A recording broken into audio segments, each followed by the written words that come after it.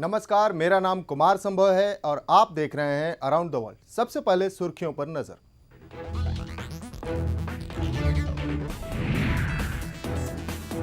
सुर्खियों में छाया रहा ईरान, तेल के साथ परमाणु शक्ति के मुद्दे पर पड़ा अलग थलग। ओसामा का दाहिना हाथ अबू कतादा रिहा, ब्रिटेन की जेल से हुई रिहाई।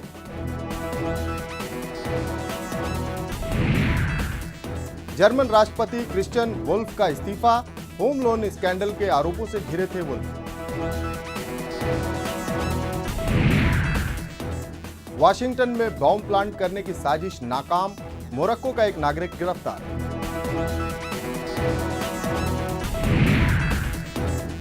और दिल्ली और मुंबई दुनिया के 4 सबसे सस्ते शहरों में शुमार, ग्लोबल सर्वे में हुआ खुलासा।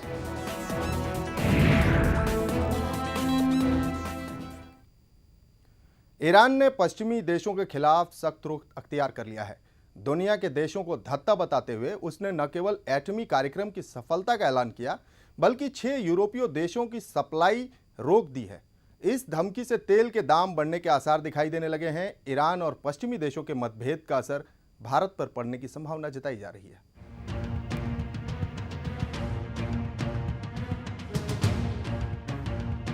इजरायली दूतावास पर हमले के बाद ईरान और पश्चिमी देशों के बीच वार गेम शुरू हो गया। ईरान ने पश्चिमी देशों के खिलाफ सख्त रुख अपनाते हुए दुनिया के ताकतवर देशों को धत्ता बताते हुए न केवल एटमी कार्यक्रम की सफलता का ऐलान कर दिया, बल्कि 6 यूरोपीय देशों की तेल सप्लाई रोकने की धमकी भी दे दी। ईरान ने यूरोपीय देशों नीदरलैंड, इटली, स्पेन, यूनान, पुर्तगाल और फ्रांस को तेल की आपूर्ति बंद भी कर दी है।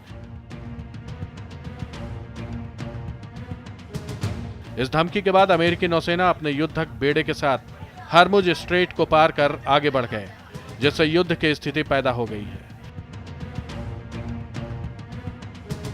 उधर ईरानी राष्ट्रपति अहमदीनेजाद ने भी चेतावनी देते हुए कहा है कि अमेरिका बेवजह की धमकी देता रहता है, उसमें अब कोई दम नहीं बचा है और जरूरत पड़ी तो ईरान उसे सबक भी सिखा सकता है। दोनों देशों के बीच झगड़े की वजह ईरान का एटॉमिक वेपन है। ईरान ने अपने दम पर इसे बनाने का दावा किया है। ईरान की इस ताजा उपलब्धि से पश्चिमी देशों का डर और बढ़ गया है। ईरान के इस कदम से बौखलाए ओबामा प्रशासन ने अनुरोध किया है कि सभी देश ईरान से नाता तोड़ लें और उसे अलग थलग कर दें। दोनों देशों के बीच तनातनी बढ़ने से पेट्रोल की कीमतों में उछाल देखा गया। इससे इंटरनेशनल मार्केट में क्रूड ऑयल की कीमतें $2 उछलकर $119.28 प्रति बैरल हो गई। ये 6 महीने में तेल का सबसे ज्यादा दाम है। इससे भारतीय बाजार पर भी असर पड़ने के आसार दिखाई दे रहे हैं। कि जो हालात है, एक तरह की शैडो वार चल रही है, जिसके पीछे एक तरफ अमेरिका है, दूसरी तरफ इजराइल है और एक तरफ ईरान है। लेकिन ये शैडो वार है, मुझे लगता नहीं कि ये पूरी तरह युद्ध में परिवर्तित हो जाएगा। लेकिन इतना ज़रूर है कि जो शैडो वार जब होती है, उससे तेल के बाज़ार में बहुत एंग्जाइटी जनरेट हो जाती है और एंग्जाइटी से तेल की कीमतें ऊपर जाती हैं। भारत उन गिने चुने देशों में है जिसकी निर्भरता आयातित तेल पर इतनी ज़्यादा है कि अगर ईरान के मसले को लेकर के जरा भी कोई एंग्जाइटी बनती है तो तेल की कीमतें ऊपर जाएंगी। दोनों देशों के बीच बढ़ी तनातनी से पूरे विश्व में तेल के लिए हाहाकार मच सकता है। दरअसल विश्व तेल उत्पादन में ईरान की हिस्सेदारी 4.9% है। ऐसे में यूरोपीय देशों को सप्लाई रोके जाने से तेल की कीमतें और बढ़ेंगी, जिसका भारत में भी असर देखा जाएगा। भारत का करीब 13% तेल आपूर्ति ईरान से होता है। ऐसे में यहां भी तेल की कीमतों में उछाल की आशंका जताई जा रही है। गीता मिश्र, news desk, GNN news.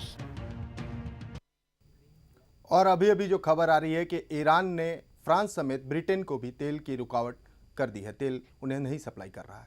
America ने ईरान को सख्त चेतावनी देते हुए कहा है कि उसने हरमुज जल संधि बंद की या परमाणु हथियार बनाया तो बर्दाश्त नहीं किया जाएगा।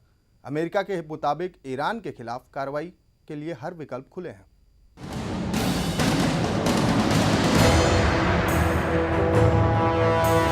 अमेरिका ने दी ईरान को चेतावनी, अब बहुत हो चुका बर्दाश्त, ईरान बंद करे परमाणु कार्यक्रम। हरमुज जल संधि बंद की तो भुगतना पड़ेगा इसका परिणाम। जी हां, ये सख्त चेतावनी है ईरान को। ईरान के परमाणु कार्यक्रम और हाल के दिनों में इजरायली राजनयिकों को निशाना बनाए जाने के कारण पैदा हुए तनाव को लेकर अमेरिका अब खुलकर ईरान के सामने आ गया है। अमेरिका ने तेहरान को चेतावनी देते हुए कहा है कि हरमुज जल संधि को बंद किया या परमाणु हथियार विकसित करने की जरूरत की तो हमारे पास सभी विकल्प खुले हैं। अमेरिकी रक्षा मंत्री लियोन पेनेटा ने कहा है कि वह अंतर्राष्ट्रीय व्यापार के प्रमुख जलमार्ग हरमुज जल संधि को बंद न करे।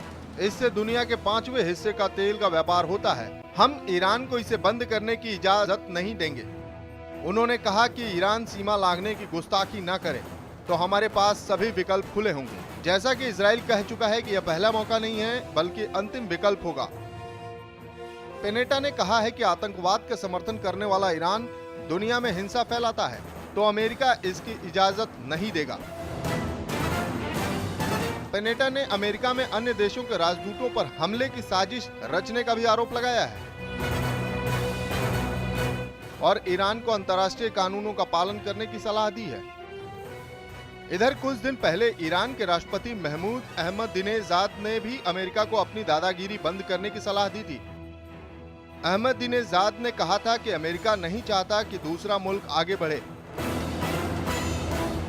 अब देखना यह है कि क्या ईरान अमेरिका की इस चेतावनी से डरता है या अपने अड़ियल रवैये को बरकरार रखता है। Bureau report, GNN news. आतंकवादी संगठन अल कायदा के सरगना रहे ओसामा बिन लादेन के करीबी सहयोगी अबू कतादा को जमानत की कड़ी शर्तों पर रिहा कर दिया गया है। कतादा को लादेन का दाहिना हाथ भी कहा जाता रहा है।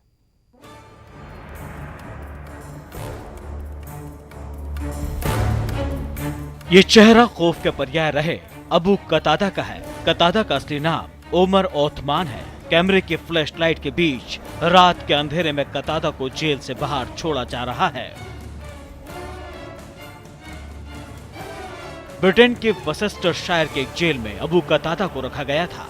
उसे बेहद कड़ी शर्तों पर जमानत दी गई है। कतादा के लंदन स्थित घर पर 22 घंटे तक कर्फ्यू लगाया गया।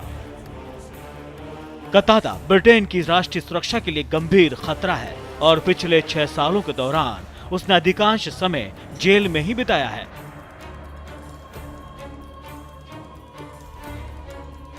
हालांकि उसके खिलाफ कोई ठोस आरोप नहीं था। ब्रिटिश सरकार एक आतंकवादी हमले में शामिल होने के मामले में कतादा को जॉर्डन प्रत्यर्पित करने के लिए प्रयास कर रही है। Bureau report, GNN news.